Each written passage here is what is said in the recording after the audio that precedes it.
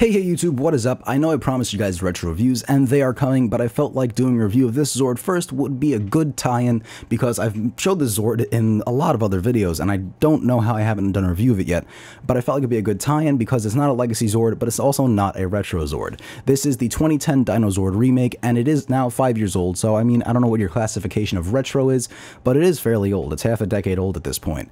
The main differences between this Zord and the Legacy Zord real quick are the fact that this Zord has stickers while the Legacy Zord has molded plastic, and most of the plastic you see here is replaced with metal or some kind of chromed plastic. So the Legacy Zord is a little stronger, a little sturdier, and it holds up the Legacy Dragon Zord a lot better. This one has a very tough time holding up the Legacy Dragon Zord because of how heavy it is. And if you are trying to get yourself a Legacy Dragon Zord, not Dragon Zord, Legacy DinoZord, don't go to eBay just yet because they are re-releasing apparently these Zords, the Legacy DinoZord that is, in April and May. So I don't know when they're coming out, but they're apparently supposed to come out sometime in April and May. And they're also releasing the black and gold version, Legacy Edition, like they had the black and gold version of the original DinoZord as well. But anyway, as you can see, the stickers on this are very nice. The chest piece has a very holographic sticker to it. I thought that was a nice touch, but I do really prefer the molded plastic on the Legacy Zords. I can't justify blowing, you know, $150 on a Legacy Zord right now when I know I can get one for 60 bucks in about 30 days. But it does look very nice. It's a lot better looking than the original DinoZord is too. I don't have that anymore. I only have the saber-toothed tiger's leg left from that bad boy. But let's take a quick look at the legs of this Zord. As you can see, you know, they're not really the most detailed. It looks good. With this Zord, all they did was really shape it to be more human-shaped. It doesn't look like a transforming robot anymore. It looks more like the profile of a man. I feel like that's the same thing they did with the Legacy White Tiger Zord that recently came out within the last, like, 2 months. I did have to put all the stickers on myself, and I do like the way the stickers look, but the rest of the details are really lacking, in my opinion. The plastic's molded, it looks nice and stuff like that, but without the stickers, it looks really bland. So it's hard to explain. The molded plastic on this doesn't look bad, but it's nowhere near the detail of the Legacy Zords in my opinion. At least the later ones like Legacy Titanus, which has molded plastic that's then painted and like reflective and holographic. The stickers on this are very nice, but the molded plastic really is a lot better. The side profile of it does show that it's very narrow. It's not as, you know, blocky as the original Zord was.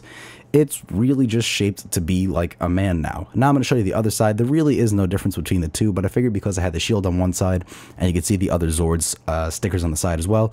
I'm going to go into detail and show those in a second, but you can see an example of what I mean when I say the plastic really isn't that detailed. If you look at the side of the Mastodon's trunk, you can see that it's hollow and that the tusks are just the same silver plastic as the rest of the Zord. On the original Zord, there was chrome on the tusks, and it wasn't even hollow. There was at least lines of molded plastic in the middle of the trunk. But it's just, there's parts of this that really do lack detail, and they feel like cheap. There's hollow plastic throughout this entire Zord for the most part. Now, here's what they all look like when you transform them. You know, instead of being the Dino Megazord, this is what they are in individual components. You can see each one. I'm going to go into detail in a second as well, but you can kind of see what I'm talking about, where they got a little lazy and weird with the plastic molding on this. You could see the Zord builder pegs on the knees of the Tyrannosaurus, and I really don't like that. The original one didn't have that. You kind of just slipped the knees into the other Zords. You use the feet of the Tyrannosaurus Zord, if I'm not mistaken, and now the feet are just hollow plastic things that kind of flop around. And now to take a closer look at the Zord's components, here we have the Triceratops Zord. It's not as detailed as the original Triceratops Zord was. It does not have the chrome horns that the original Zord did, and when you look at the sides and when you look at the tail itself, you'll notice that it's a little less detailed. The side itself, you can see that there's hollow plastic, which I really do dislike. The stickers are no longer red, which I remember the original Zord stickers being red, but yeah, the stickers are now a little different, and the molding on the plastic is a little different too. The blue, I guess, plastic is very nice. I like that it's a deeper color blue, but it's just that they really took away a little bit of the detail. If you look at the tail, you can see that the cannons are no longer chromed. Those used to be chrome, and the tail used to be a little more solid looking. Like from the top, it doesn't look bad, but when you see that the tail's hollow on both sides, it's a little disheartening. The top sticker is not bad. It's very detailed. It's pretty much the same as it originally was. There's really nothing to have. Like, if the entire thing looked like the top did, it wouldn't be that bad. But when you turn around inside and see all the hollow parts, it's a little annoying and a little disheartening because you spent money on it. The bottom is bland, and it has, you know, a awkwardly placed hole because they're now Zord builder pegs, as opposed to it being the Triceratops's foot. It now looks like it has some kind of pseudo robo butt. But yeah, and the sticker that's right there was a nice touch as well, I think. But to take a look at the saber-toothed tiger, the tusks on it do move. I don't know if you consider those tusks, but the two teeth that stick out the side, those move. I wish the eyes were a little more detailed. I wish there was a little bit more, like, I don't know, shadow or something like that. It's just black. It's all the details are just flat black. There's no gray gradients or anything like that. The tusks themselves are no longer chrome, and the side, it doesn't look that bad, but I really dislike the fact that there are no stickers on the front leg. I mean, on the original Zord, there were stickers right where the tire was, and the wheels don't spin. I can't remember if they spun on the original Zord, but I assume they did.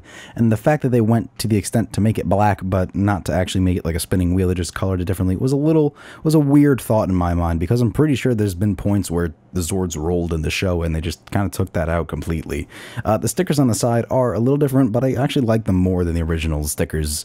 You know, call me weird. I think the tail looks pretty similar to the original DinoZord's tail, because I actually have the saber tooth next to me, because it's the only part of the original Zord I still have. The holes are pretty much the same on both sides, and the top doesn't look bad either. I really wish the entire Zord, you know, every side of the Zord looked like the top did.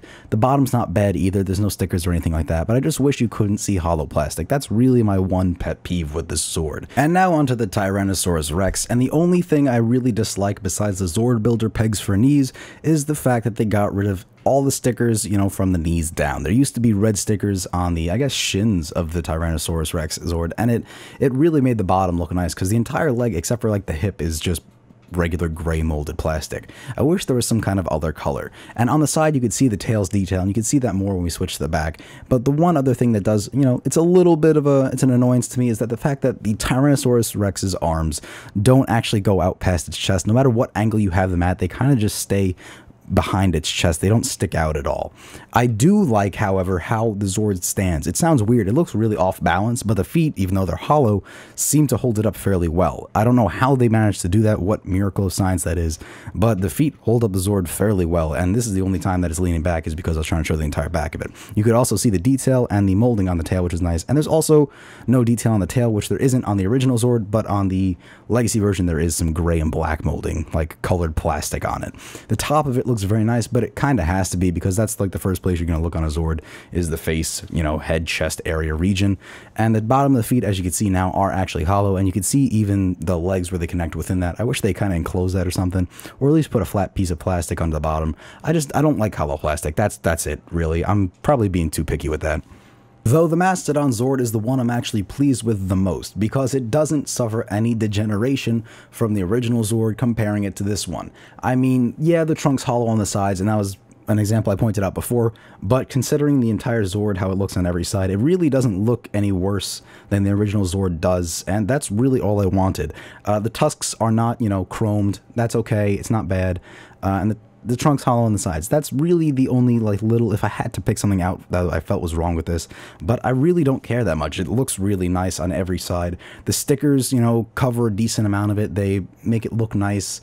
It really feels like there's a balance between stickers and just flat colored plastic in this one. I really think that's what makes me like it the most. Even the back has the stickers wrap around a tiny bit, and I thought that was a nice touch.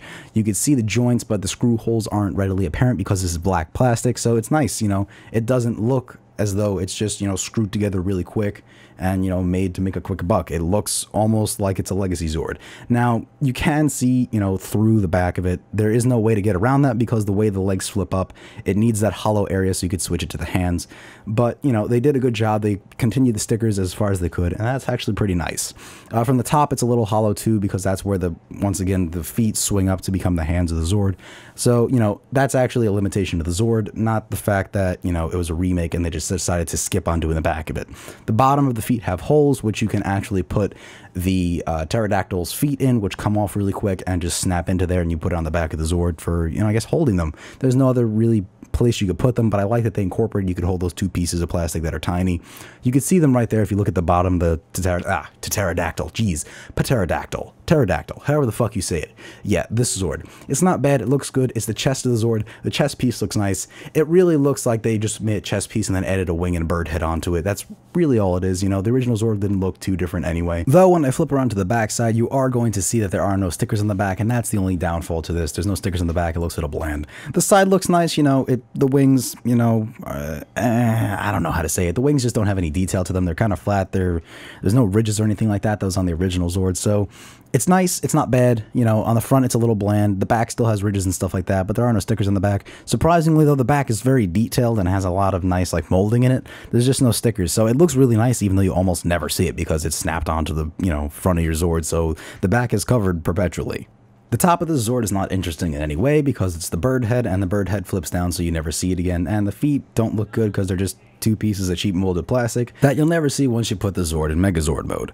And mentioning Megazord mode, it's not that hard to transform the Zord at all, but I'm going to give you a quick time lapse just so you can see how it does transform, you know. I'm not going to go piece by piece, step by step and stuff like that, but you can see where everything goes generally. Now the Zord looks very, very nice when it's in Megazord mode, and when it's broken down into the individual components, it doesn't look, you know, super stellar, but it looks okay. It's not bad. And I feel like most Zords are that way. Some of the Zords are more detailed, you know, but in the Megazord mode itself, it looks really good. The face is highly detailed. It has nice accenting, or whatever you wish to call it. The gold has black trim around it, so it accents it, makes it look more, I guess, I don't know, dynamic. It pops out more. The Zord itself looks really good.